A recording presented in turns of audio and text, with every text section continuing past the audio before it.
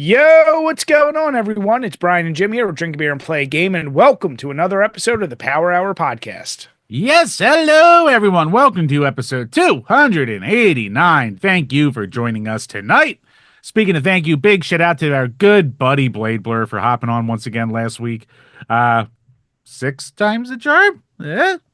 But Mm-hmm. I always love having him on. And yeah. So real quick, I definitely want to get more guests on in the future, but if you've been listening the past couple months, there'll be these random scratchy ass parts of the fucking episodes, and that's because my computer is dying. So I'm actively looking into getting a new computer. So I really want to go more hard with the guests once the computer's here. So, bring people in, new audience, and they don't listen to Gefilte. Hey. Now, Blade, always enjoy having you on. Always love talking about the games. What we should start doing, Jim, is I feel like we should. Did you almost say what we should start doing? No, no, no. Damn it, Jim. No, That's what I leave that heard. to you. I leave that to you, like your fart humor from DC. Right. How dare you? But I disavow. I feel like of the games when we talk about games of the year, like in the previous year, we should commit to picking to one of those games that we're both going to play. Now this year we just so happen to both be playing Black Myth, Yeah. but I'm saying like we should definitely do that. Like be like, all right, let's pick one of these games that we can both agree on. One with And some big hype, and so we can actually talk about it. yeah, see if it's any good. Or is it like the Oscars where you're like, I don't get all the hype. What is this about? Man. See? But Chambers Wambers, we definitely should be celebrating today because our boys in green got the big W yesterday. Um, started started very strong, and then very quickly it's like, okay, they're gonna slow this one down. Okay, they're gonna play some really dumb fucking plays, like going for a run on 3rd and 19, Yes, they did. or whatever. But you know what? The more important thing, Chambers, is the boys got it done and we march on. So I want to raise a glass and say cheers.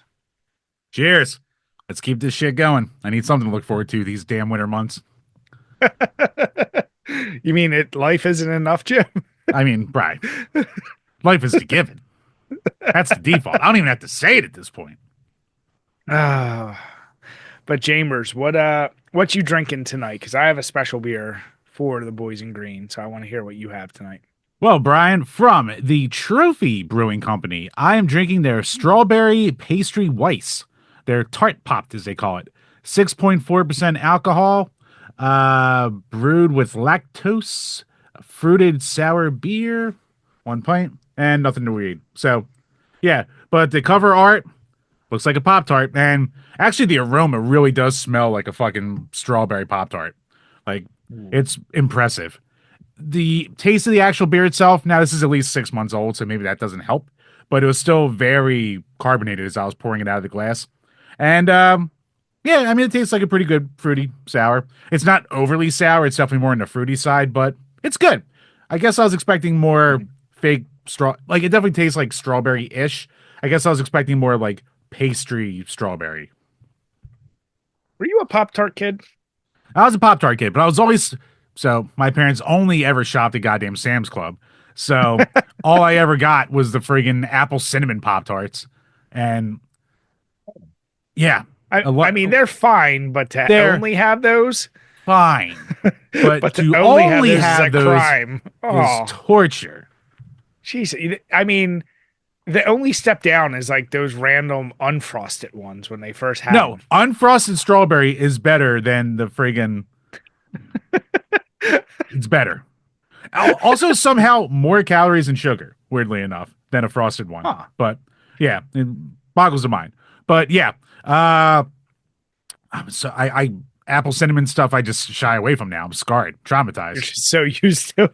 And the apple I don't. cinnamon, was that the one with the brown frosting? Yes, Yeah. Mm. like I don't know how I like drank Fireball for so long without having like nom flashbacks. Basically, Oh man, like dude, I still to this day, like once in a blue moon, I find myself like if there's like a vending machine and I'm somewhere where like I'm really hungry and I see Pop Tarts, I'm like kind of like, ooh, I want a Pop Tart. Like I haven't bought just a box of Pop Tarts in forever, but god damn, I still love a good Pop Tart. Sometimes you get lucky and the vending machine will have like the s'mores Pop Tart, and you're just like, ooh, Oh, baby. dude, I was gonna say the s'mores like that changed the game. Like what? Like obviously strawberry, blueberry, all the flavors, all good. Then s'mores came out, and I remember thinking like, what the fuck is this? It just that, and then there was like Oreo, um, and then there wasn't there like was it for Ghostbusters or what was the one where it was like the green and purple? Like there was like a special limited Oh, edition one. yeah. What the fuck was that for? It couldn't have been Ghostbusters. For I some mean, reason, I thought it was, but it could have been for like the cartoon show or something. I forget. yeah. But I also, you know what? This may be sacrilege.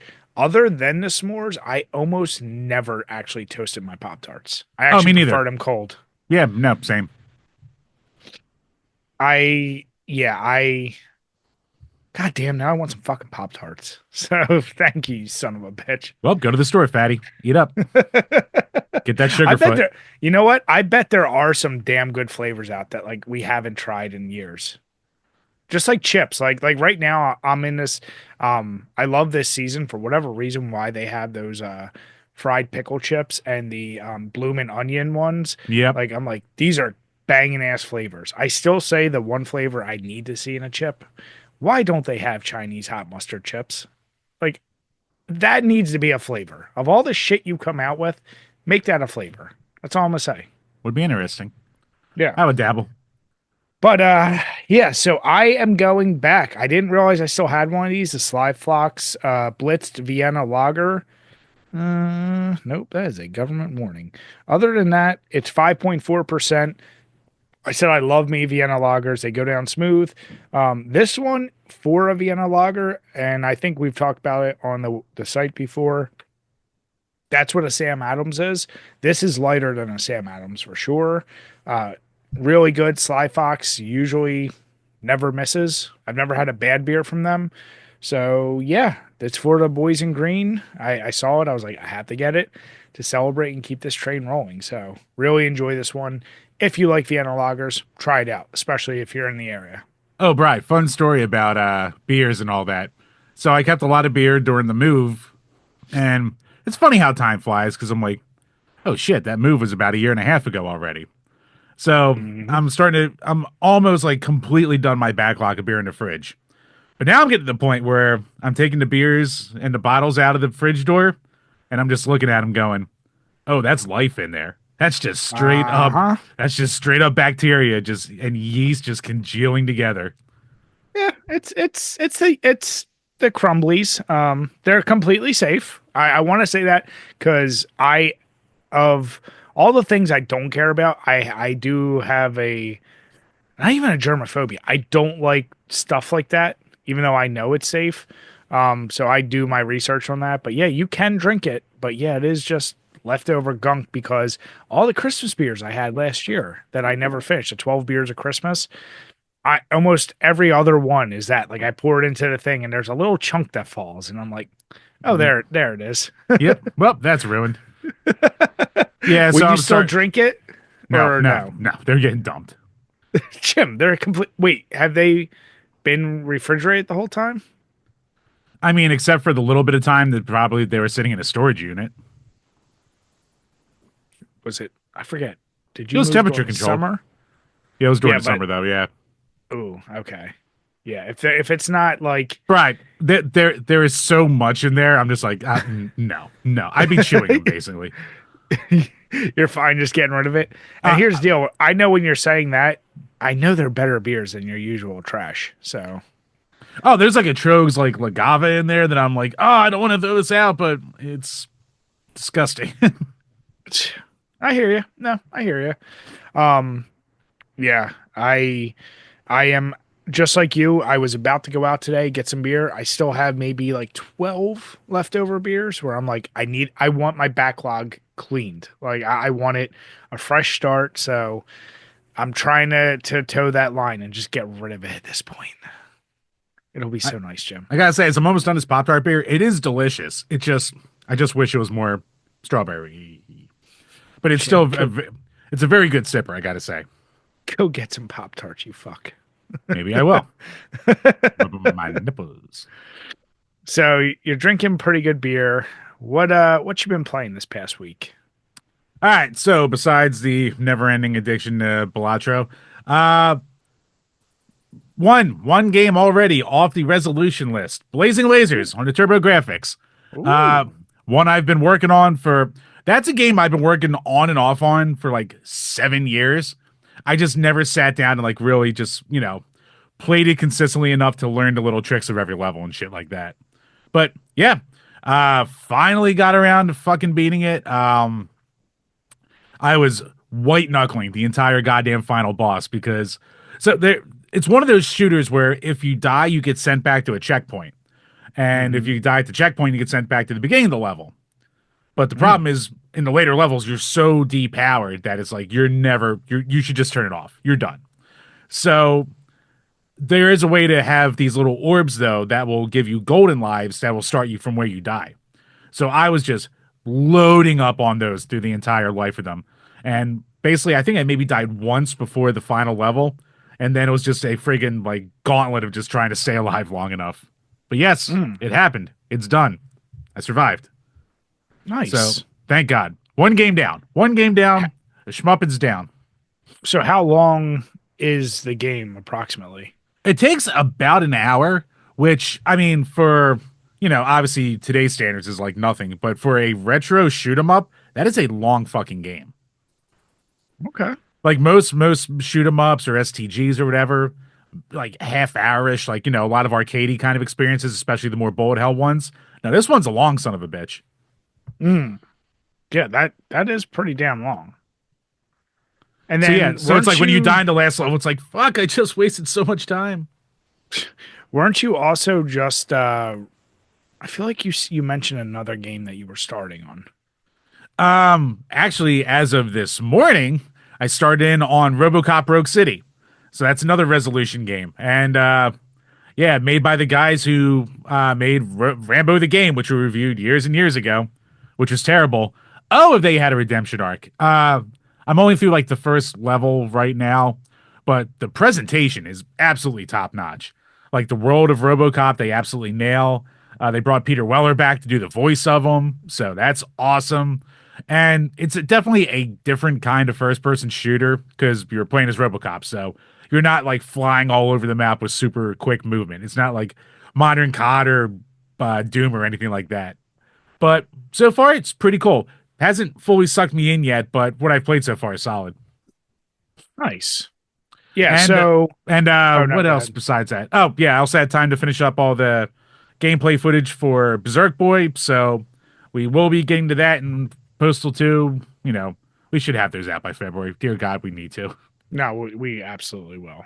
Um no, at 100%. Speaking of games, I was going to say while I am still going through Red Dead 2, you know, I'm trying to decide like I know I want to get through the story so I can say I beat it, but I Yeah. know this is a game I'm gonna probably go back to and like do a lot of the side shit. But this may be one of my first like I'm not going to completely sidetrack myself first.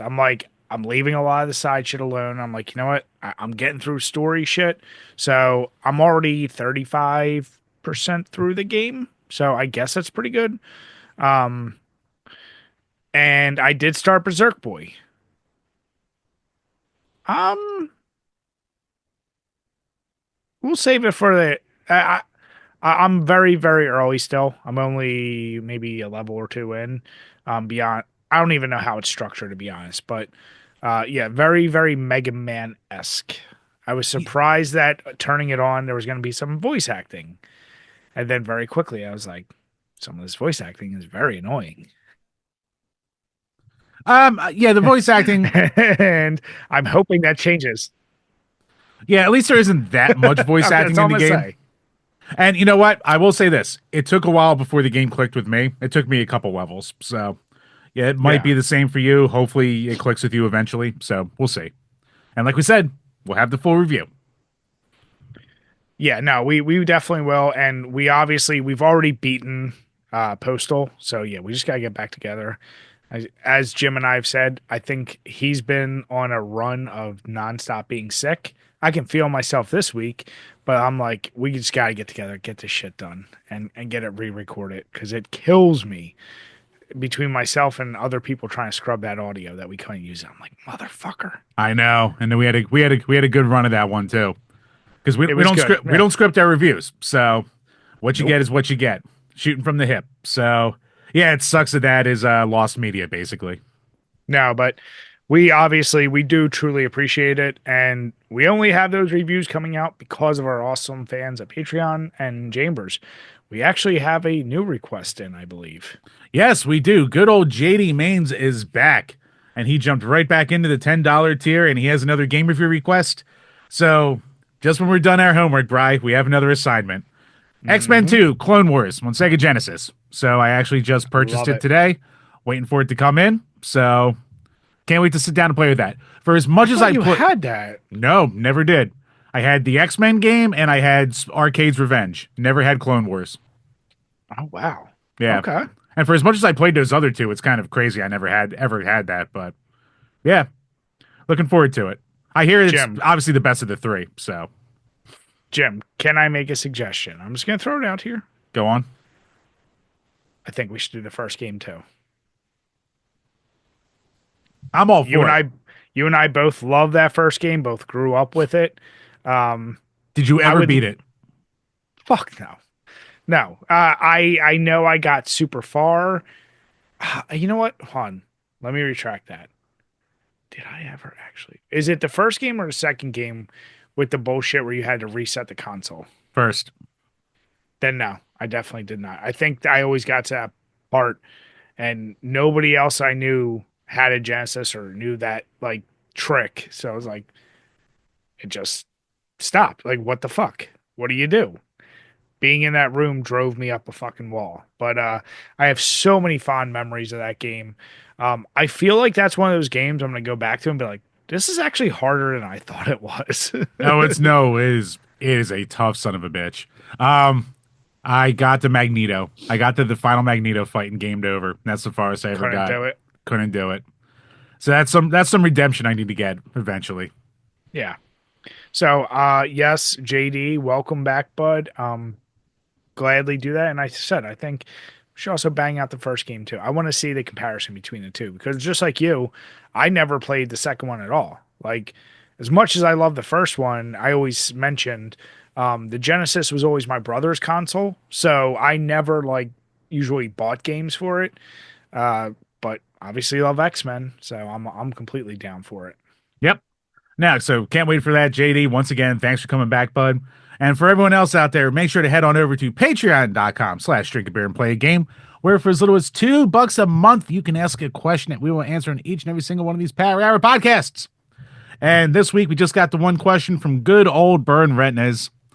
Which would you rather do? Be part of an improv group or write an hour-long stand-up comedy special? Is the improv group going to be performing in front of anybody, or is it just like go do a skit with an improv group? Do you Now think? it's got to be in front of people. You Okay, can't so do it's improv. Just I mean, there's people who do like oh god, improv comedy podcasts, and it's awful. Like improv itself is kind of a love it or hate it kind of art. One can say improv comedy podcasts are death. It's terrible. yeah, I tend to be the type. I'm not. I respect people that can do improv really well, but it's not my bag. It's like I get it. It's cute, you know, like it's its own like niche thing. Um, like what was that show that always? Whose Uh, line is it anyway? yeah, like I saw clips from it. I'm like, okay, but never was a thing that I'm really into. So I'd have to go with the. You said an hour stand up comp. Write an hour stand up. Yeah. Oh, that would be impossible now. As long as there's not a time limit to such things, I would prefer to do that. Um, this might be a dig at improv. I think it would be way harder to do an hour of stand up than just do a thing with improv folks. So yeah, I'll go the stand up route for sure. Yeah, you do bring up a good point though, because it's like if you do the improv show, you're up there with a bunch of other people. So even if you eat shit, it's like, well, I'm up there with some other people, and maybe I'll have like a good line or a good tag onto someone else's line, something like that. Doing stand up yourself, that's just you.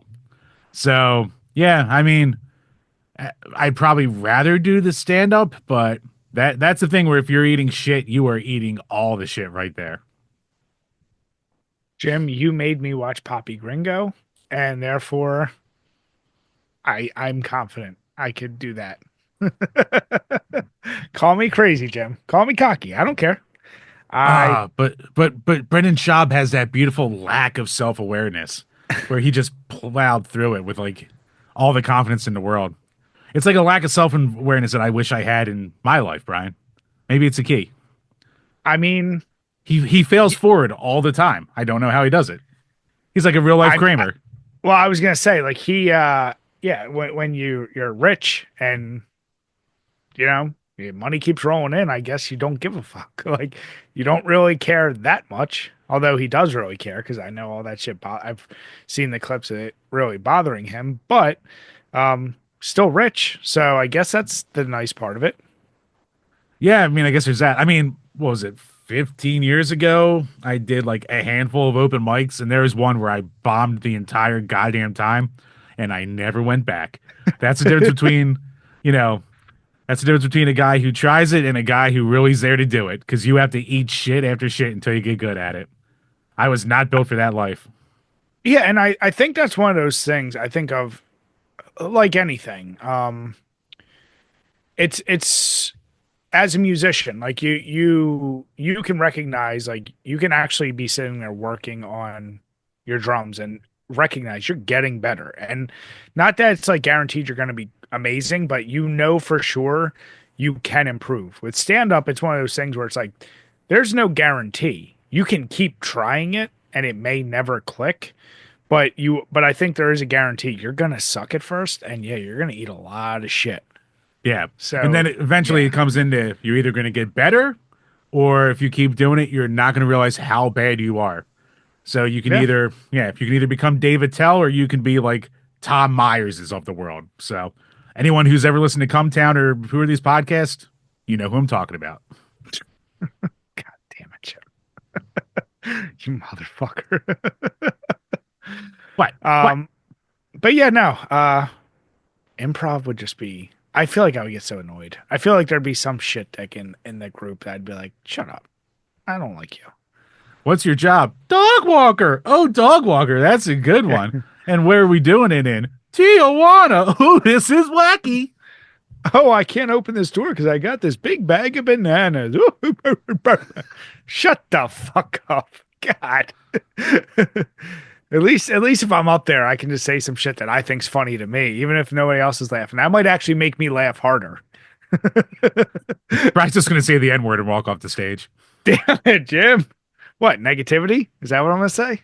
Yes. What word are you thinking of? I don't know What what a you're thinking about. what a non sequitur, Brian. Negativity. Don't you dare. I like that question. Yep, and that's it for this week's. Once again, thank you to everyone out there for all the support. We really do appreciate it. Head on over to Patreon, check out those tiers. We just recorded another crusty corner this week, where it's a bit of a follow up to our Marvel vs. DC question, and didn't go so Jim, well for all. Didn't go so I well for want old you to Jimmy. repeat. I want you to repeat yourself. Even this is not a spoiler for the bonus content, but you know what it is, Jim. Some would say it's about telling the truth, I and was I wrong. want you. I was wrong. So if you want to realize why Jim is willing to say that out loud, got to go over and see the bonus content. That's all I'm gonna say. Yep, it's going to be a dollar well spent. I can tell you that. But Chambers, so we talked. It's funny. Before we had Blade on, we talked some resolution games. Obviously, with him, we looked back on 2024. I think both you and I can agree. Excuse me, 2024. Let's just say not the greatest year. Is it It safe was to an say odd that? year. It was an odd year. Yes. Yeah, it was rough. For varying reasons. Shit was super busy. You could say Oh, in terms of the both. page, it was awful. Yeah, like we're Yeah, lucky. We and I lucky we crapped out as many podcasts as we did. Really. and I think it's also safe to say like you and I just we had a lot of stress, a lot of shit. And Yep. one of the things I think I don't know about you, like you always try to find like, all right, what's an easy way to deal with stress? What's a whatever? And oddly enough, one of the things that actually got resent to us and I tried is Magic Mind. And we did the performance shots last year. And I'm someone, unfortunately, I go through 3 to 4 coffees a day at least. And I know I hit really hard crashes like midday or I'm up all friggin' night. So the performance shots that you and I had before, I know we both really enjoyed them because there's no crash. It keeps you just sharp enough. And I noticed that like after lunch kind of lull that always hits me, like kind of keeps me going a little bit stronger. But the new thing they actually have that came out is their sleep performance. And are you a type that you can just put your head down and fall asleep, or are you a toss and turn God, boy? God, no. I am a toss and turn. Like every night after we record a podcast, I don't fall asleep until probably 1:30 in the morning at the earliest. And I wake up at 5 for work. So, yeah. Doing this show can be brutal. So, anything to help Brian, I'm all for. Yeah, so the performance shot, I think you guys you're very well aware of, but the Magic Mind sleep stuff, I took it, and I'll be honest, I was never someone I've never taken what is it called melatonin. I've never Yes. taken any of that kind of stuff. I've been a toss and turn, and especially I mentioned before the podcast started, I've re-hurt my neck again, which fucking releases a lot of pain down my side. This has just helped me fall asleep, and I guess it has to be a symptom of this. I've never had such clear dreams in a really long time, I feel like. Hmm. So I don't know if that's your REM sleep. I don't know what it is, but I know it worked for me. So I actually have your supply here. I just have to give it to you. Yes, I need So to get that because I am a melatonin boy, and when I have melatonin, all I do is dream about college and waking up right before a final, and I haven't studied all semester. So, yeah, I would rather not have those dreams. yeah, well, hopefully if you're not too deep into it, I can't promise you're gonna not dream harder about that, but at least you'll get better sleep, right, Jim? Look, Bri, if I wake up for a midterm and not a final, that's already a win, all right? That I can survive.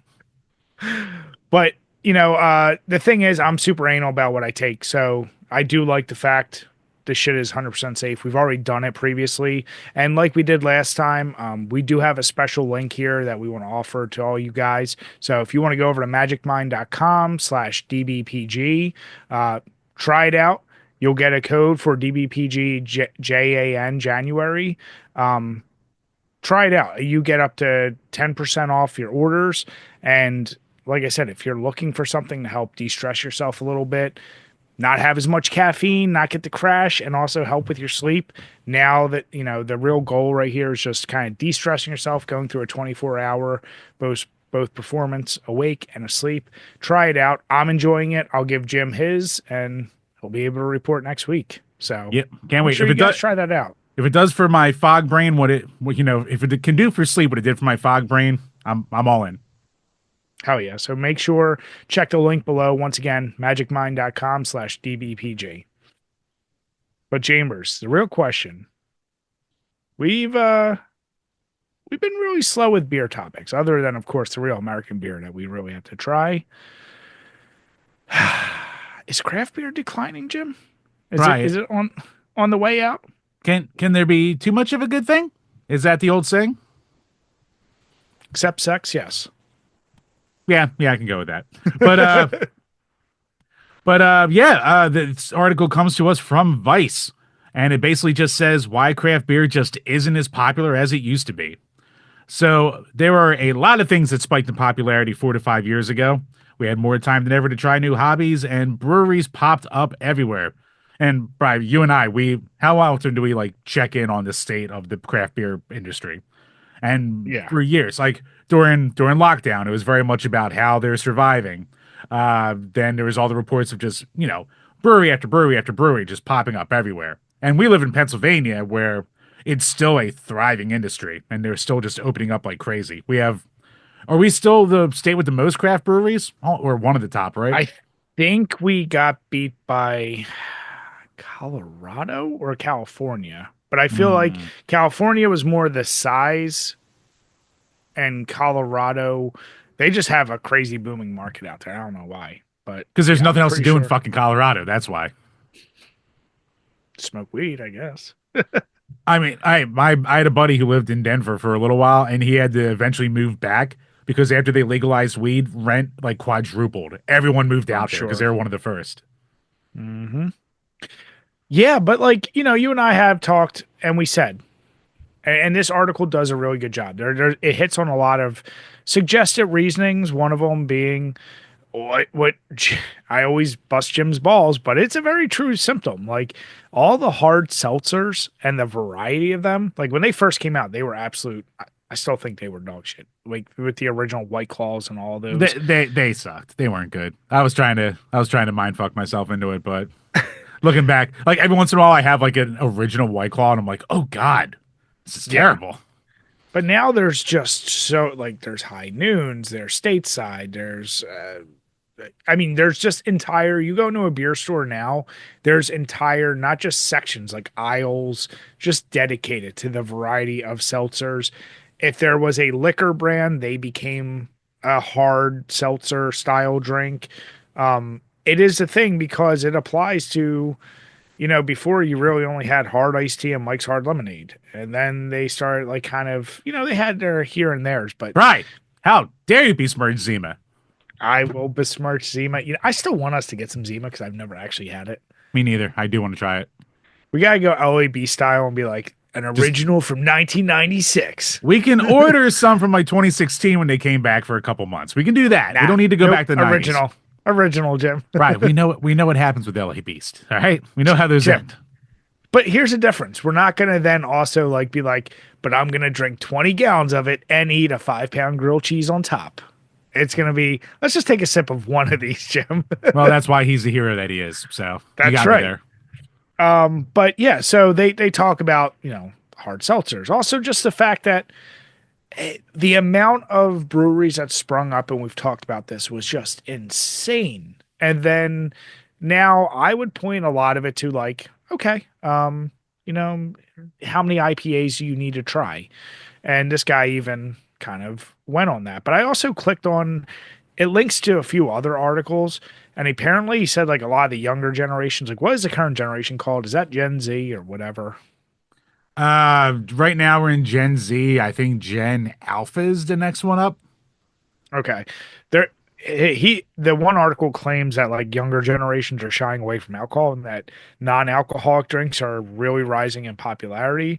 I don't buy that for a second, but then again, we live in PA and Philly, so I feel like East Coast is never going to shy away from alcohol. I don't know what they're doing on the West Coast.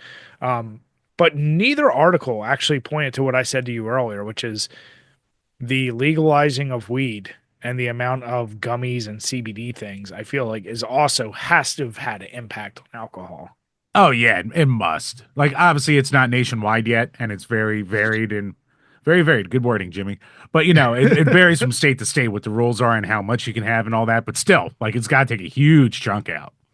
Yeah. I mean, here's the deal. Alcohol, you're never going to beat another social drug than alcohol. Like weed, I feel like that will always have an impact on it, but like the bar scene is always going to be different. I'm not shocked to see a decline.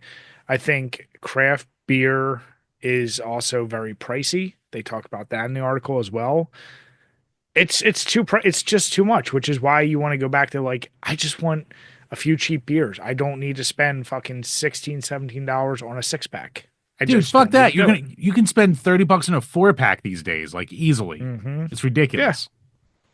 And like we said, it's not like back in the day. Think about like when Jay or some of the people would come over and they would have their like specialty six packs. Like, oh, what is this? Like, it was special because there was so much less. Now there's just the market's way too saturated, and I feel like, yeah, it needs to die down a little bit. The good shit will stay.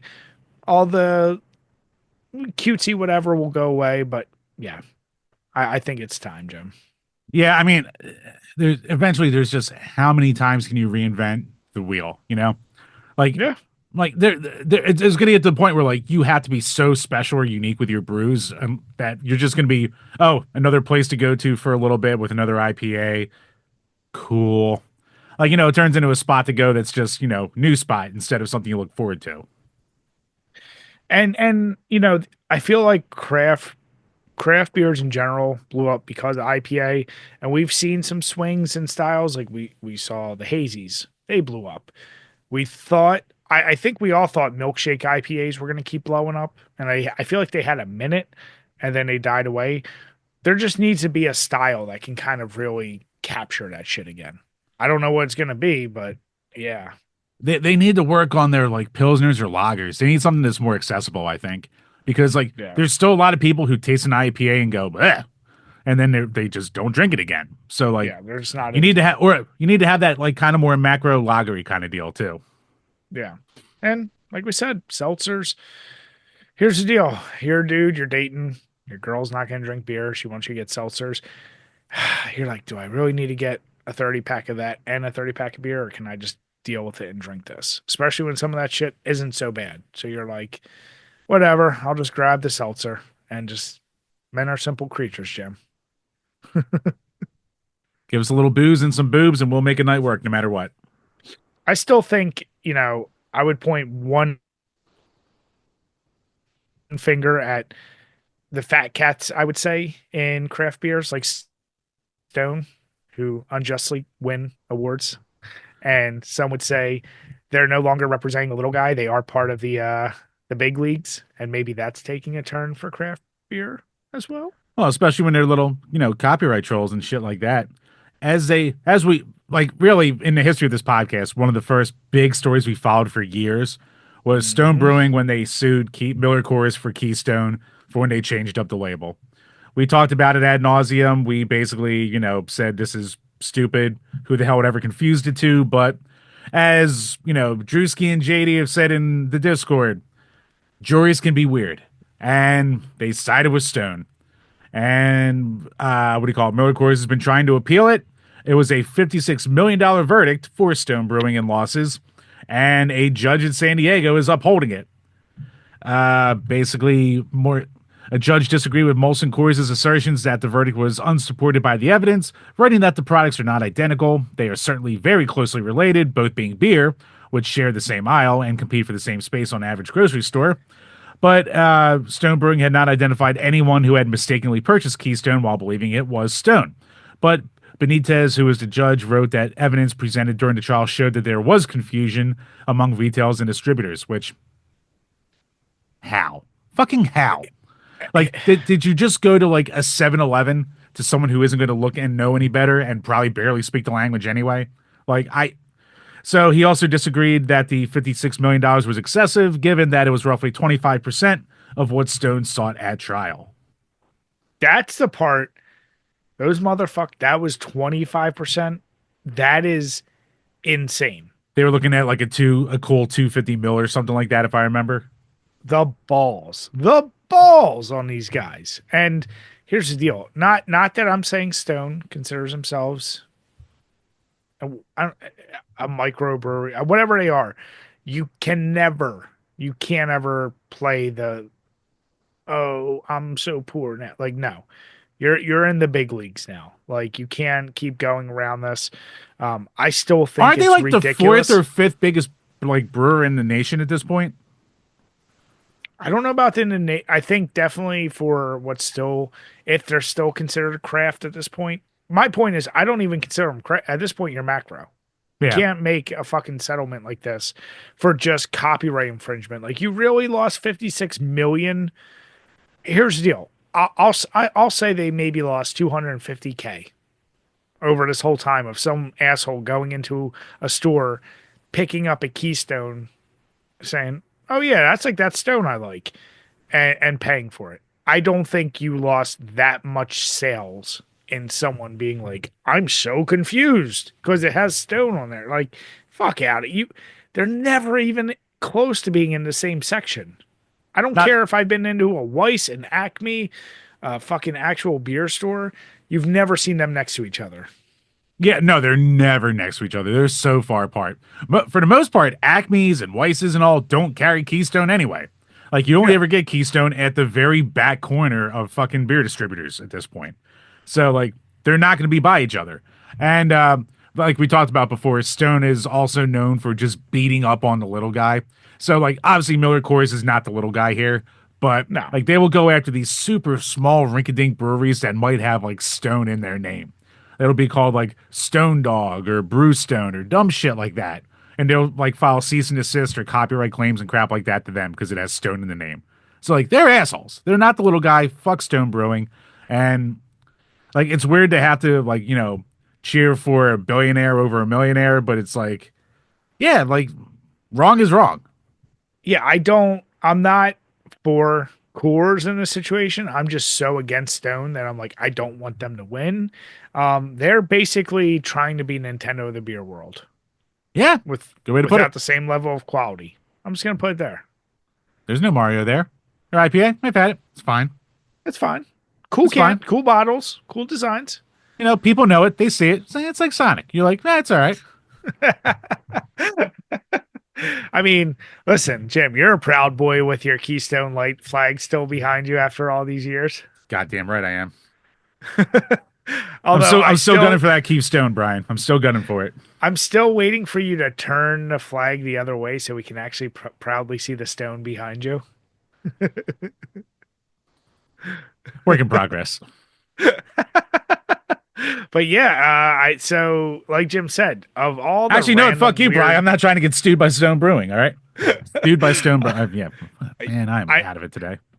I do like the fact that you said stewed. I was gonna let that one go, but I like that you called it out. Yep. Um, It's over, Brian. Look, the farting Harley Quinn, Brian. It just broke me. All right, it broke me.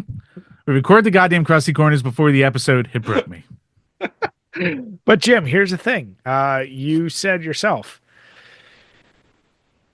this was like one of our longest tracked lawsuits, and it's come to a conclusion. It's the end of a chapter. So, yeah, I I would mean, say they cheers, can. but I need to get more beer, so I can't even say cheers to it, Jim. I have to get more beer as well. So we will be right back. Right back. All right, Chambers. So, one of the Brian, hot what are you drinking? topics. Oh, I'm going back to those 12 days of beer. I think I have 3 or 4 left. This one is called the Turbo Prop Imperial Pills. This is a style that should not have much stuff at the bottom. So I already poured it. It has what I call that seafoam head where it's like super lacy, huge bubbles. It's actually pretty cloudy for a Pilsner. Usually Pilsners are pretty clear, but this is once again called an Imperial one, and it is 6.5%. So, yeah, a little bit stronger. Germans know what they're doing with their beers. So, haven't tried it yet, but let's see. Cool. Damn it, Jim. Ooh, that's a tasty. Ooh. Not when you think Pilsner, you would drink this and not think that. It's got that like kind of bready, almost caramely pretzel flavor to it.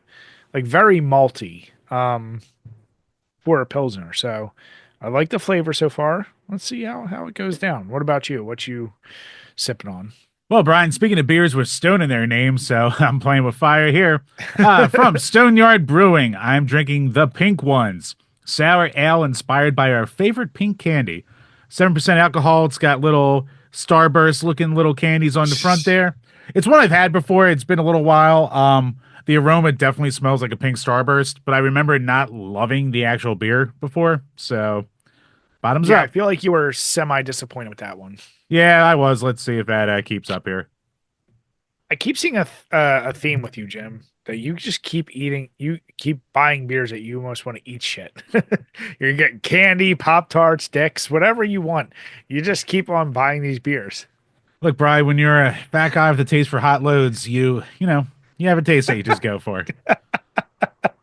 Well, Jim, you were the one who got unicorn farts, so that's why the Harley comic is just right up your alley. How true that is. Well, it was either that or subscribe to Bo Black's OnlyFans. So I'll stick with the goddamn. I'll stick with the DC there, Brian. Don't you dare, Jim. Don't you dare. Man, what a day on that was on Twitter. Um, yeah, you know what? I don't know if it's because I already had this 6.5% beer beforehand. I don't know. I'm hating it less than I hated it before. It's not amazing by any sense of the imagination, but I'm not wordsing at all. Why You do I? are you're stewed. Yeah, I don't know. I'm pleasantly surprised right now. So was not Okay. expecting that. All right. All right. Life. Jim, are you more surprised than the fans of Square Enix and their new rules on how fans should behave and their harassment policy? Yes. So Square Enix this past week, as of January the 10th, they have a new group customer harassment policy where basically they determined that an individual has engaged in an action against one of our employees or partners that exceeds socially acceptable behavior or is harmful. We reserve our right to cease providing support services or to refrain from providing our group's products and services. Where such action is egregious with or with malicious intent, they reserve their right to protect its employees and partners or take legal action or criminal proceedings upon consulting the police and or lawyers. Actions which Square Enix consider customer harassment to exceed socially acceptable behavior or is harmful include, but is not limiting to, the following. So, harassment, act of violence, violent behavior, abusive language, intimidation, coercion, duress, excessive pursuit or reprimand, defamation, slander, persistent inquiries, trespassing, unlawful restraint by telephone calls and online inquiries, discrimination, speech, infringement of privacy, sexual harassment, or undue demand, such as unreasonable changes or exchange of products or request, unreasonable response or request for an apology, excessive request for provision of products and services exceeding socially acceptable norms, or unreasonable and excessive demands for punishment of our employees. So, yeah, that's translated from Japanese. Yeah. And it feels very Japanese because what the fuck is denial of personality? Uh, mm, It's right after defamation and slander. And then it's before personal attack, which so personal attack is the one that I think a lot of people kind of really clamored onto. They're like that means email, contact in the contact form, comment or post on the internet. I think is the one that most people are like, what the hell? Advance notice of wrongdoing. I also have what what unreasonable response or request for an apology, including face-to-face response? like you can't demand. Who the fuck is demanding a face-to-face apology from Square Enix?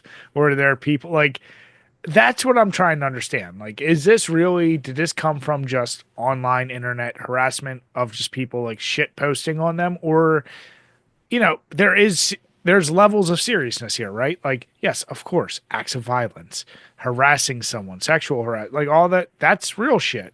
Just saying like, hey, your game is dog shit, is that enough to be considered actual harassment? And like I said, even there, what they plan on doing, which is, okay, you're not going to provide support services, but I like how it says, or like provide our product and services to you. It's like, well, if you already bought the game, you can't withdraw it. And it's like, are you really going to call the cops? Like, he said something bad on the internet. I mean, I Like, might need like banning them some service or something. That's all I can guess. I don't know. But, when I read this, I had seen there was a lot of shit going around online, even from my little corner of the internet. And I know you posted one specifically that I think it didn't capture as much of the fire that I've seen from other folks, but from your good buddy Grums, it says Square Enix has lost it. Are these what they consider taking legal action on? Some is valid, but comments on the internet, unreasonable demands for change. Seriously, let me know if their list needs confirmation. And it was the full list Jim just wrote, Yep. and yeah, obviously it's been confirmed, but using him as the lightning pole, if you will, like I think there's a lot of people like that's pretty ridiculous. But then I've seen a lot of people on the other side being like, "Hey, this is good. You're finally getting back at the trolls." But I'm like, I don't know. is people just bitching or saying a game is shitty that bad?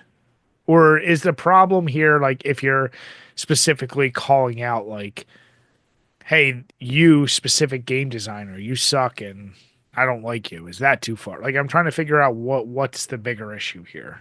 Like you gotta hope that there's like, common sense comes into it.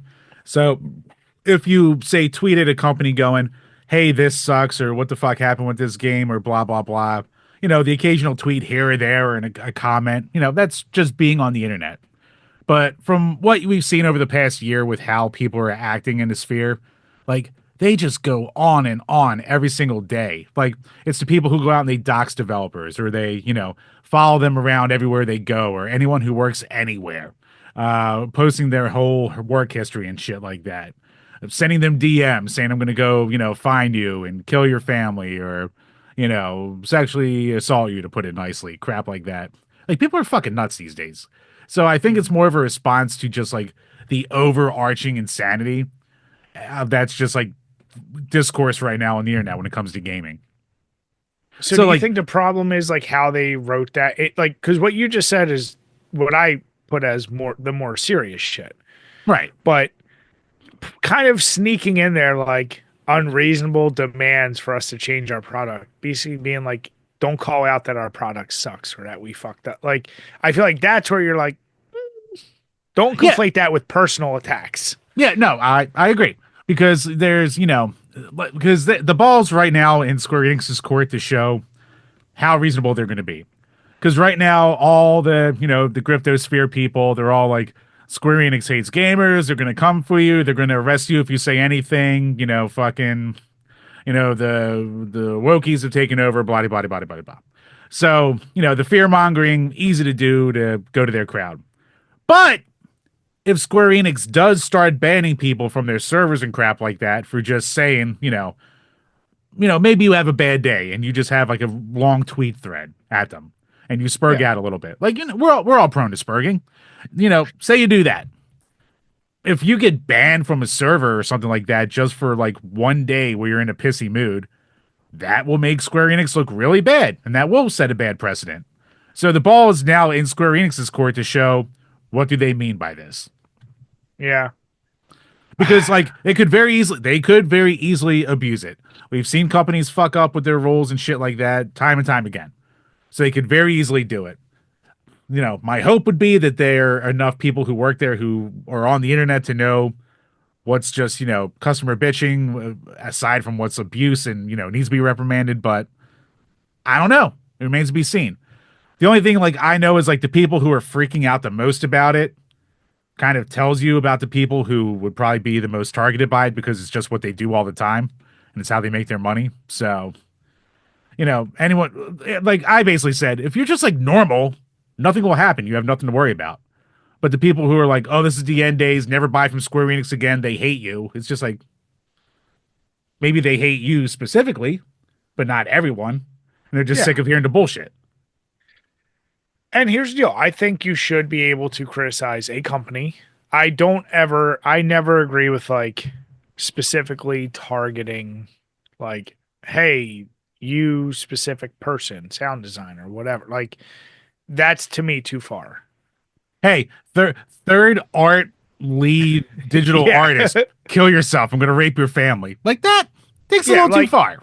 like once you're actually tweeting at a person, not just a company, that's where I say it's too far. But you should be able to call out a company and be like, yo, I think your product is dog shit. Even if your opinions don't go well with what everyone else thinks, it's like, yeah, I think your game's horseshit. I think your story's terrible. Like that. What Fine. I'm okay with that. But Yeah. like, but yeah, if you now call out the company's president or like the person who wrote this story, I'm like, okay, it's too far. Like, there's no need for that. Um, yeah, I like how I like how someone just like they're all trying to say like First Amendment and this and that. It's like once again, this is coming from Japan. People got to remember First Amendment is not a worldwide thing. It's an American thing. Like You fucking idiots. you gotta keep that in context here. But either way, And yeah, the First Amendment says that the United States government can't arrest you for speech, like you just said, Brian. yeah, Think of. I mean, and let's be honest, nothing's gonna happen. The worst case is like you said, they're gonna kick you off the server. That's it. So Like if you okay, show up to like outside their office screaming in their face, like yeah, they might call the cops on you, like should anyone would which you do should be. before or after this. And Yeah, like, if you're stalking someone, then yeah, you might get the cops called on you. It seems more like exactly. a hey guys, we're sick of this shit kind of deal from it's probably from a very small segment of people who are just insane and they're just putting it out there like, hey, we will do this. Hopefully it's just a scare tactic, if anything. Sure. Yeah. I mean, here's the deal. You know me. I'm of the opinion. Can a game can't you just hate a game because the game sucks? Like, Yeah. you don't need to hate a game for a particular reason. And guess what? If a game just sucks, maybe it's not because like how many games have bombed. They're like, well, people just hate it because it was a woman on the cover. It's like, or did the game just suck? Like, could it just be the game sucked? Like, I don't know. I want to go back to Arkham's Razor. Like, Occam's things razor. could whatever. I like Arkham better. Hey, you haven't spoken well this whole goddamn show. Don't you call me out on one goddamn thing, you son of a bitch. I'm the smart one. But yeah, I've seen a lot of discourse on this one. So let's see if they actually take it anywhere. That'd Yeah, be my guess. it'll be interesting to see. Like I said, ball is in Square Enix's court, but hey, they could fuck up too. And if they do, they will deservedly be called out for it. But Brian, even like what you were getting back to, like sometimes a game just sucks despite all the stuff they throw in there. Like when it comes to gaming lately, and I guess because of fucking internet, I'm the more liberal one of the two of us now. And like I played the demo for Forspoken, and I didn't hate the game because it had a black chick in it. Or that, well, when a woman talks too much, that's just the worst anyway. And God was there a lot of talking. Damn, But damn it. the reason I didn't buy the game is because the gameplay was fucking boring and it sucked. So it's Yeah, like it's very possible that a game just blows. it Like just blows. even Yeah. like even fucking Jim Sterling, they did their list of the worst games of 2024, and they put Concord on there, and not because of the DEI shit, obviously, but they're like, yeah, this is a terrible fucking hero shooter. Like I wish I could say that everyone was right because of the woke shit, but it's just an awful game. It deserved to fail. So like Yeah. at the end of the day, if a game's fun, people won't care about the other crap. But if a game No. sucks, a game just sucks. We're not playing books, we're not playing movies. So it has to be a fun game to play. Yeah. Yeah. I think that's the problem, right? Like, you can't accept failure for a game this day and age, especially like if you're more on the left or liberal. If it is a game like you said, like Forspoken, it's like they don't want to accept that maybe that just wasn't a good game. That the only plausible reason why people hate it is because, like you said, there's a woman on the cover. Da, da, da. No, come on, like that's silly. Um, and then people on the right, the same deal. There are some idiots that'll be like, well, I'm not even going to try it because I heard there is this in here. And they see Yep. people defending it and they double down. They're like, well, now I'm definitely not. So it's like, come on, man. Well, now like it is funny to see like smaller devs or like people who have made games that had lukewarm reception be like, oh, well, we're taking a stand and not throwing any DEI into our game. And that whole sphere is like, yeah, I can't wait to buy Lords of the Fallen 2 now. And I'm like, Lords of the Fallen? Who the fuck talked about that game? But all of a sudden, that's the new hero of the fucking internet. So, I mean, is that okay? Here's the deal. Whatever your feelings are on DEI, you could make an argument that over the past 6 years, whatever, it made financial sense for everyone. Like Marvel is probably the most blatant of doing it in the most pandering, shitty way possible. And they've gotten called out for it for how they've done their inclusion. And it's a money grab, right? Like at the end of the day, all these are money decisions. And if right now companies are like, money might actually be in now going that opposite route of claiming to be the anti DEI. So yeah, now hi, everyone Facebook. will go that. Yeah. Well, now everyone will do that, right? So it's just what people are too stupid to realize is like They don't care about you. They just want to know who's going to spend the most money. Like with everything we've said, everything can be voted on or tacked up with your wallet. They don't care about your policies. They don't care about your politics. They don't care about any of that. Who's going to spend the most money? Which group is going to support them the most? That's it. So, Yeah, that's what it comes down to at the end of the day. yeah, keep it simple. The almighty Aller. But Bri, speaking of keeping it simple, is there a chance that Nintendo might be keeping it too simple? Now, before we go on, whenever you're listening to this, we are recording this on the 13th. There is a rumor that on the 14, 15, on the 16th, there will be a Nintendo announcement of the new Switch 2, an official announcement. That's the current rumor. So maybe if it does actually happen, we'll record an emergency segment and shoehorn it in at the end of this, whatever. I don't fucking know. Or it doesn't happen and all the rumors are wrong again. But, right, our good friends at Kotaku, they put up an article on here and it says, if the Switch 2 is just a better Switch, I'll be a bit disappointed. So this comes to us from a John Walker, and basically it's a long article. That's lamenting about how forward thinking and creative Nintendo is from generation to generation. And from everything we've seen so far with these leaks, it just looks like the next Switch is going to be a better Switch. And Mm-hmm. he laments, Brian. He goes, that's that's boring.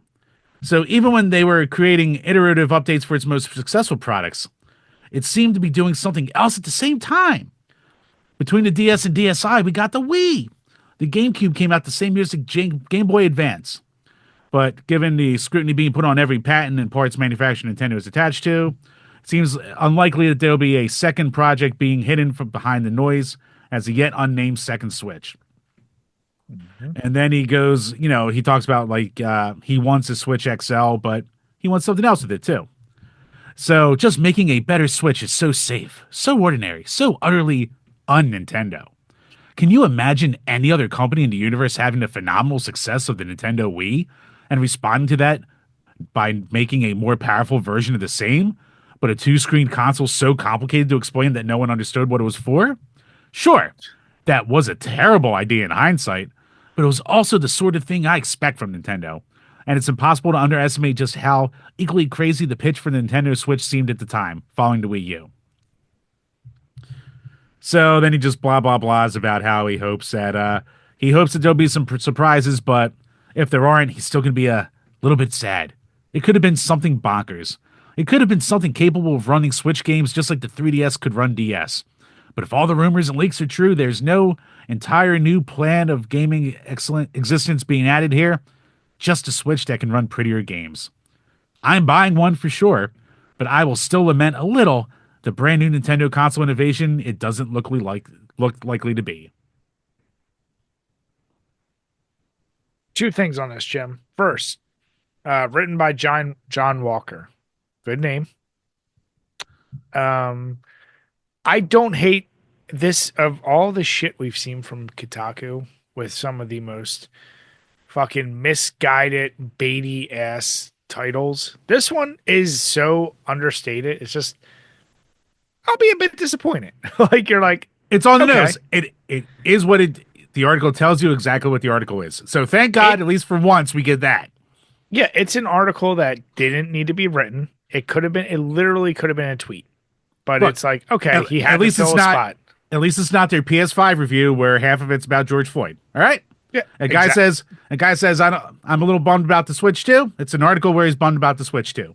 Cool. That's it. Yeah. That's the part of me that goes, okay, but you got exactly what you expected. I'm not the target audience for Switch 2. I'm someone who does believe Nintendo should knock it off with the gimmicks and just they're never going to do it, but create a console that could actually run current gen shit. Now we know Switch 2 even itself will not do that. Like by that point it'll finally be like Xbox One or PS4 or whatever. Um this guy to me reads like a Nintendo fan who will Oh be like, yeah. sell me cardboard and I'll buy it. Sell me your gimmicks and I'll buy everything. I'll buy every variant of the thing.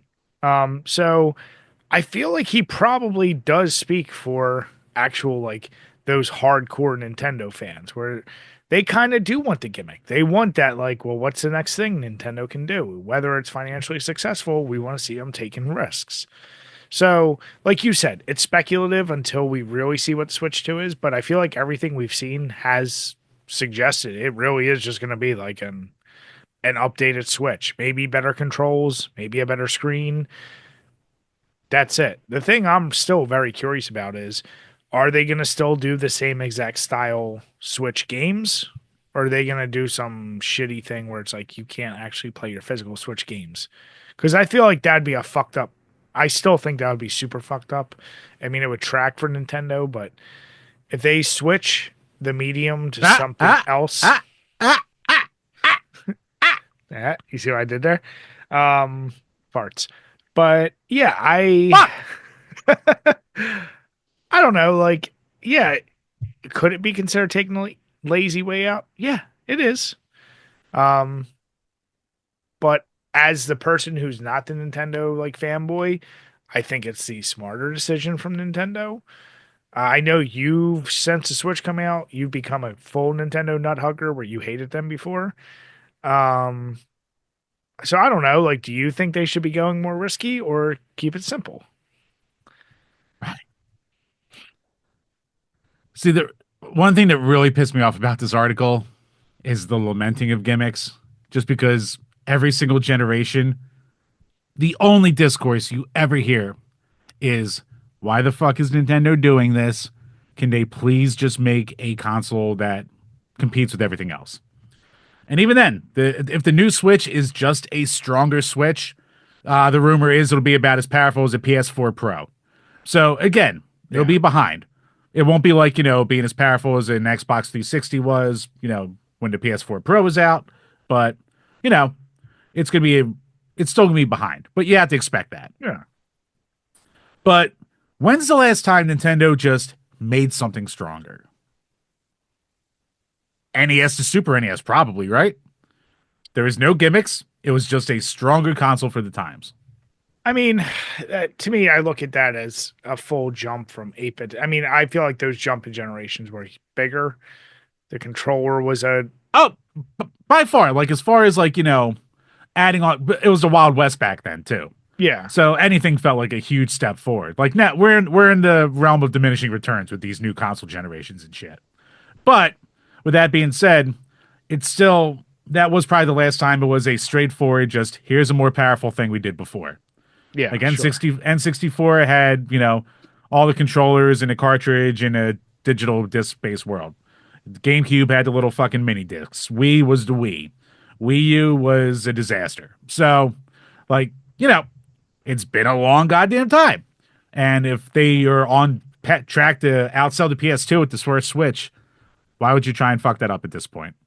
So, Here's my question to you is in the past they always had the console and the handheld.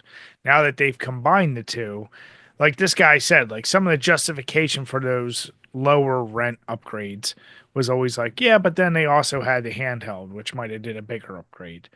So now that all their eggs are in one basket, or could there be like here's the deal. Could do you think they would be ballsy enough to be like, yes, you're only gonna switch to, but here's now the 3DS Cube, like some other handheld that they would try and shill to you. I don't see that because why bother with another handheld if you already have a handheld? You're But why competing. does Nintendo do a lot of things? You're competing against yourself. That's very true. I will give you that. That's very true. But even then, like the DS to the 3DS, like it was a hardware leap for sure. But they still put in the gimmick of the 3D there because 3D was hot at the time. And guess what? Yeah, Eventually, they just stopped giving a shit about the 3D because no one fucking used it. So eventually, it just basically became a stronger DS, which is fine, and it was successful eventually. So like I'm fine with that. Like if you have a slightly different size cartridge, but you can still put in the old cartridges, like again, DS to DS, 3DS, perfect. You know, yeah, give us a stronger console, make the old games work better, and be able to play more powerful shit. something. Yeah, Yeah, that's really all I we mean, need. like I said, I think Because Nintendo should just do an updated Switch 2. At the end of yeah, the day, they should do it, but I recognize I'm not the target audience for it. I think that makes most sense. I think this article is one of the more reasonable out of Kotaku, and that's saying something, is all I'm going to say. Yeah, right. It's rare I say that, but yeah. Yeah, because it's like, you bitch when it's always too gimmicky, but now you're bitching it's not gimmicky enough. What the fuck do you want? But it's also like, yeah, but it's a fair article. I just don't think people can just exist happily. I think you just need something to bitch about, right? Like, no, everyone wants to accept scores of 10 on everything, but no one wants to actually think of something as a 10. They need to be like, I need to knock this thing down a few pegs, right? Like, there's It's always a something catch. wrong with this. Yeah. So, whereas, Jim, we're perfectly fine with saying nothing's perfect. Everything's kind of fucked. So, when we give credit, we give extra credit. It's what happens. You go out there, Brian, and you try to either try to build it up or break it down, like you say. Like you could say you found the one, you found the perfect person. They could be smart, funny, beautiful, the breadwinner, but they could also make you want to get rid of your Yu-Gi-Oh cards, Brian. And sometimes that's a bridge too far. And that brings us to this week's Norm Review. Because, Brian, so this was making the rounds about a month ago, and we're getting around to it now. It's been on the back burner for a little bit. This comes to us from a channel known as, well, your Yu-Gi-Oh channel. And the host puts up a video called I Got Divorced Over Yu-Gi-Oh! So I actually found out about this because buddy of the show, Jack Napier, he actually did like a stream or two about it. And yeah, the host here, basically, it's a 13-minute video where he goes into saying, yeah, he's leaving his wife. He basically had a happy life that he was having for himself, basically by being a Yu-Gi-Oh YouTuber and street performer, basically. He was able to make all the money that he needed to be happy, enjoyed his life. Met a woman. She said, "What the fuck are you doing? Get a real job." So he sold off his old Yu-Gi-Oh channel. I guess he sold off, or maybe he got it back because this has He like a sold it hundred. and then he sold it and then bought it back eventually. Yeah, that's what it was. Because yeah, it's got 118,000 subs. So it's not like you're just gonna recreate that out of nowhere.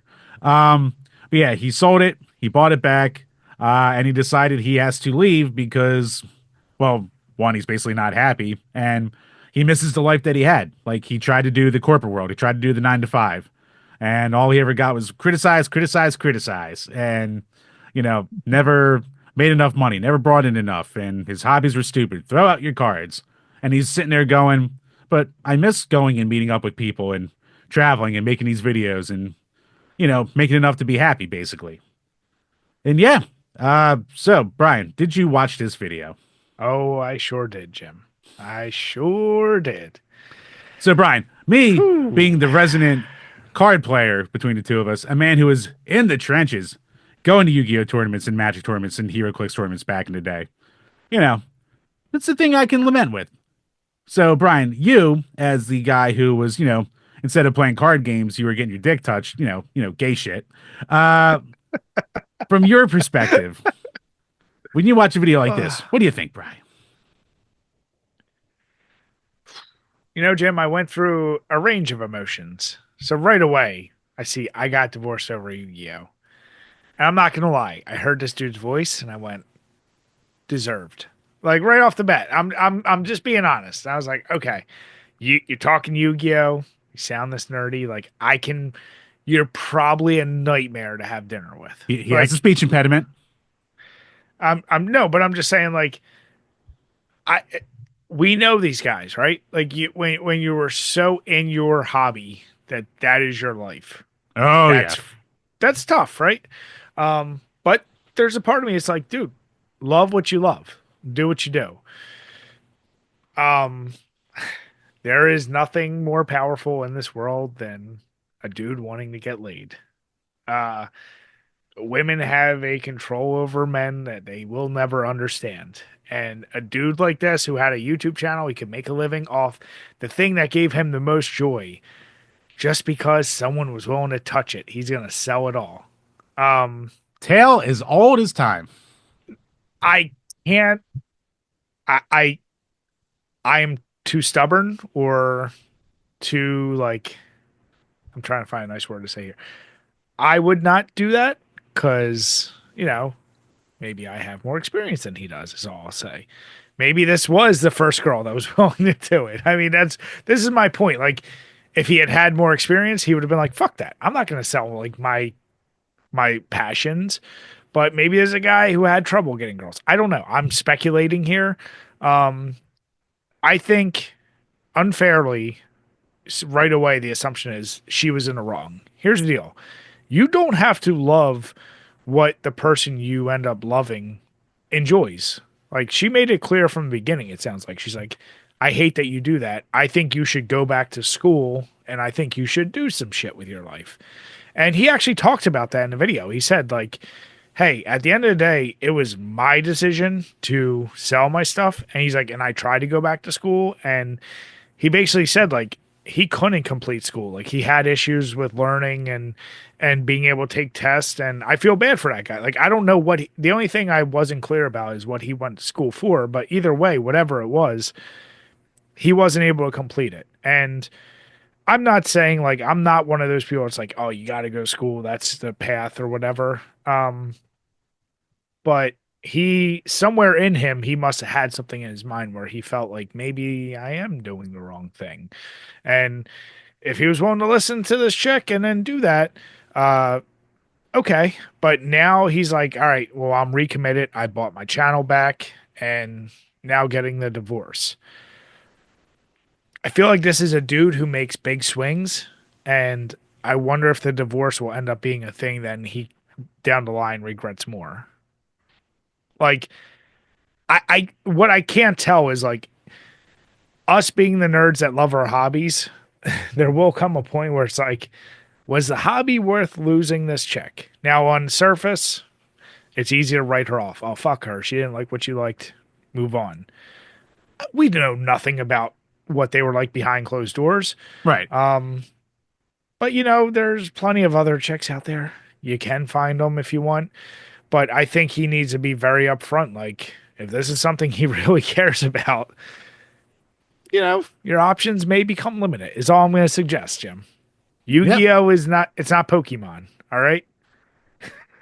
Well, one, it's better. And two, I mean, yeah, like you said, it's tough to turn away that siren song of clam juice, Brian. So, I mean, especially if you Jim, don't have it a would be lot. like, I mean, you're married right now.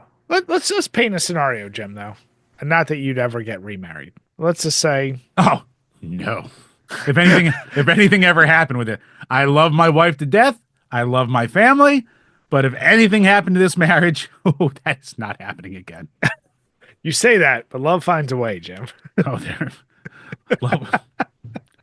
All right, let's paint it this way. Young Jimmy Wimmy, when he finally was like, ooh, someone's willing to touch it consistently. If Sandy had said, I'm really not into the gaming thing, I really want you to sell it, I could see you kind of giving into that. Like Un- I feel like you're at a state, even well, right now is different as a father and other responsibilities. But I could see her if she pushed you hard enough. I mean, she changed your wardrobe. She did a lot. I would say like if she was like really like, do you really need all this shit? If she nagged you enough, I could see you kind of being like, yeah, you know what? Maybe you're right. I'll give up some of this stuff. Maybe not all of it, but I don't know. I mean, I would like to sit here and say that I would have been a stronger man who would have never done that, Brian, but I'm not. And there is a very good chance that I probably would have gone down the same route too. I think there is a thing in the back of my mind that could have been like almost a trauma response where I would have just ran away at that point because all my parents ever say is like, even when I had a tenth of the collection I had, wait, do you really need more of this, Jimmy? Don't you think you have enough of this crap, Jimmy? Bah, bah, bah, bah, bah. And maybe it would have been a line in the sand right there. I don't know. But luckily, I've never had to be in this position. But yeah, I do think there probably would have been a good probably 50. You know what? It probably would have been 50-50. Yeah. I mean, here's the deal. This guy, which also I did watch a video, but I don't know his actual name. I don't know it either. No. So I just hope, in the moment, he's like, hey, I gave up this Yu-Gi-Oh collection. I got it again. I hope this isn't something once again in a year or two. Like the whole like you just got divorced, dude. Like, is he gonna regret it? Now he made this video a month ago. Is he gonna end up regretting it? Like, I don't know how long he was with her. Is he gonna owe her anything? I don't know if there's alimony or shit like that. Like, I it's so fucking complicated. As long as he's happy, wish him the best of luck. But I'm also like, yeah, I don't know. Like, can you be called out for some shit that you're like, yeah, maybe I should give this up? Now he's in a weird spot where he was making enough from that and his street art where he could make a living. Um, but I don't know. Is there something to her pushing him to go back to school? Maybe that was a good choice. Maybe it wasn't. I don't know. Yeah, and I mean, far be it from me to fucking ever shit on anyone for view counts and crap like that. But I mean, obviously, this video, did good numbers, over Did good, 200,000 yeah. views. I mean, all of his most recent stuff, though, thousand, basically between like 2,000 to 5,000 views, which, I would kill for.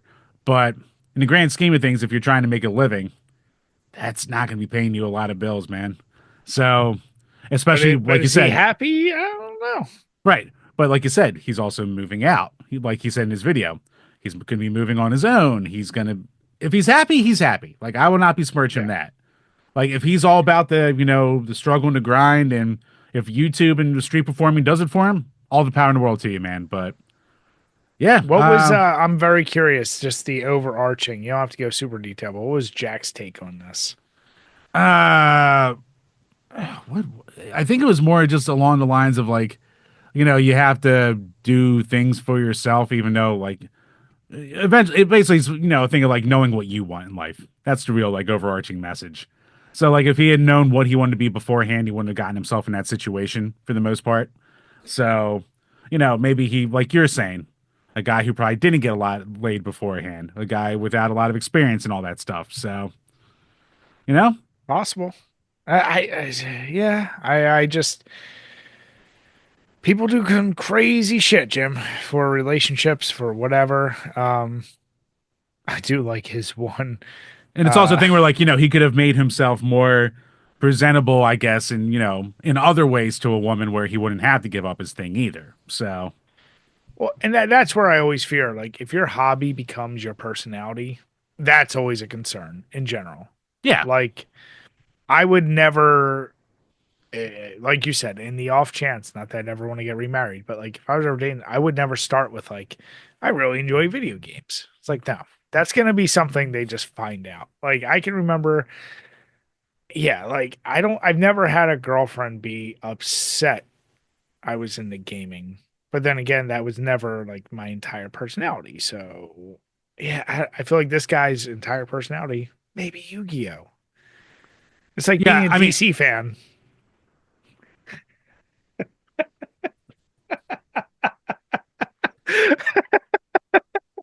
I mean, Bri, this guy could just have charisma out the ass that we just don't know about, too. He could have been on a first date and the girl could have been like, well, what do you do for fun? And he could have talked about his XYZ deck and all of a sudden she's on top of him. So you never know. You never know how Cupid works, Brian. But Jim, maybe all I'm saying is if you, once again, you're never getting remarried, but let's just say there's a single Jimmy on the prowl. And let's just say you pull Margot Robbie. I'm just going to throw it out there. this shit's gone. Exactly. She goes, I really don't like the fact that you play games. There wouldn't be a second hesitation, Jim.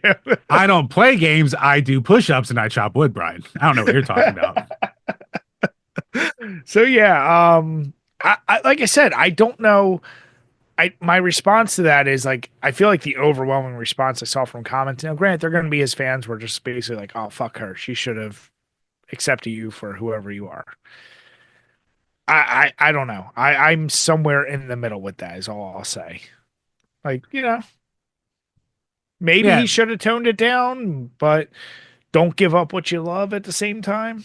Yeah, I mean, it's like anything else. There's a balance. Like he still could have done his channel, even though he said that like he would try to do it and she would yell from the other room about it as he was trying to record. So You've gotten again, yelled at plenty of times while we're recording. I still have that old footage.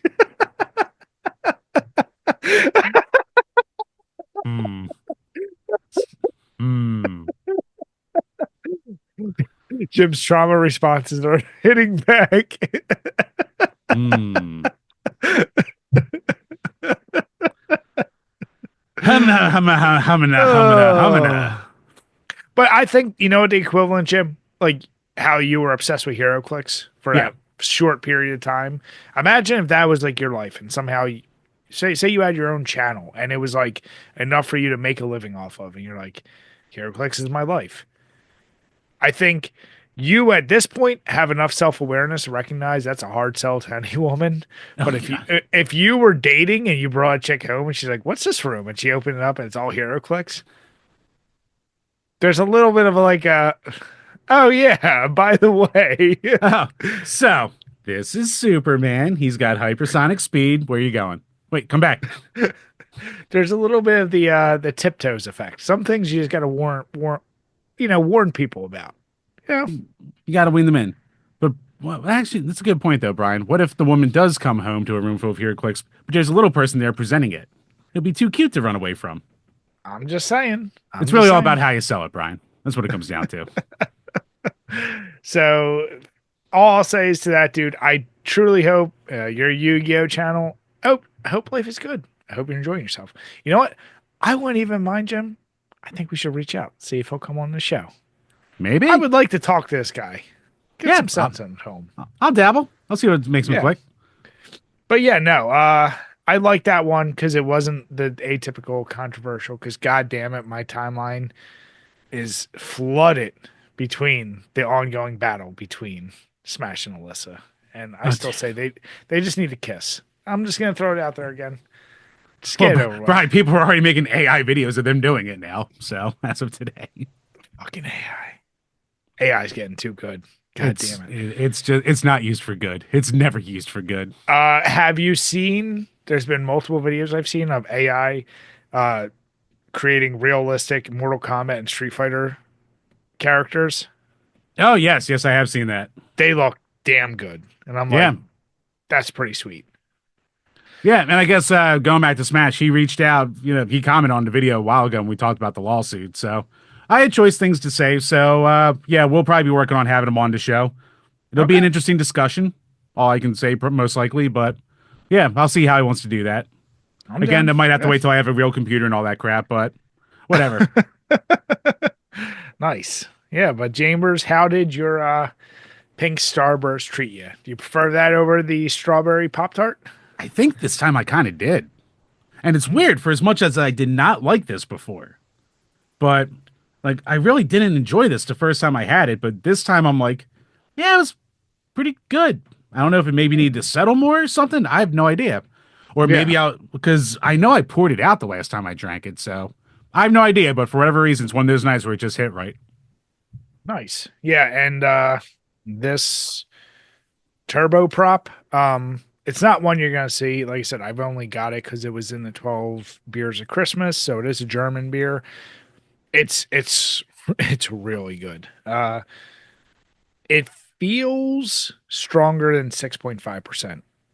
And I know that's a weird thing to say for an Imperial Pilsner, but I really, really enjoyed it. Wish I could get more of it. That's all I'll say. But I kept it with Pilsners and lagers for most of the night. So, yeah. So, Chambers, with that, we want to say thank you to everyone listening and watching. Once again, make sure, as we talked about earlier, head over to magicmind.com. Make sure you use the code DBPG to get a discount for their sleep and their performance shots. So you get 24-hour coverage. And if you are watching us on YouTube, please make sure you hit the notification bell, leave a comment below, hit subscribe. We really appreciate it. And if you are listening to us on Podbean, iTunes, Spotify, make sure you hit the subscribe button, leave us a 5-star rating. Any comment you leave, we'll read in each and every one of these Power Hour podcasts. With that, we want to say have a good night, everyone, and cheers. Cheers, everybody.